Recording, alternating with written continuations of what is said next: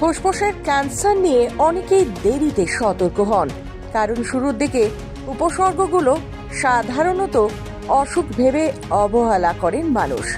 শ্বাসকষ্ট, দীর্ঘদিনের কাশি বা কাশির সঙ্গে রক্তপাত, এগুলো গুরুতর ইঙ্গিত হলেও অনেক সময় এগুলো দেখা না দেওয়া পর্যন্ত মানুষ চিকিৎসকের কাছে যান না, বুঝতেই পারেন না এটা কতটা গুরুতর।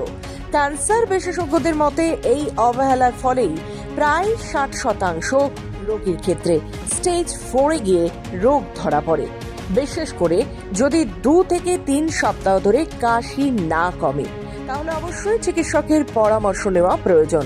তবে এই পরিচিত উপসর্গ ছাড়া এমন কিছু লক্ষণ আছে যা অনেক সময় রোগীরা গুরুত্ব দেন না।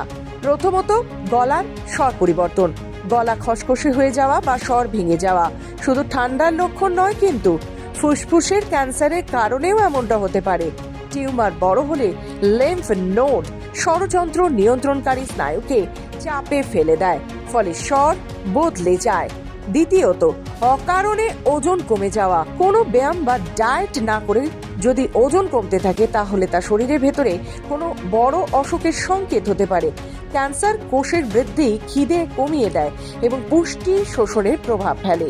তৃতীয়ত, খাওয়ায় অরুচি, ক্যান্সার কোষ তৈরি করা প্রোটিন মস্তিষ্কের ক্ষুধা নিয়ন্ত্রণকারী অংশকে প্রভাবিত করে, ফলে খেতে ইচ্ছে করে না। এই 3টি লক্ষণই দ্রুত চিকিৎসার প্রয়োজনের ইঙ্গিত দেন। অতএব অবস্থা বুঝে ব্যবস্থা নিন, প্রয়োজনে তাড়াতাড়ি চিকিৎসকের পরামর্শ নিন। ভয় নয়, সাবধানতাই একমাত্র উপায়।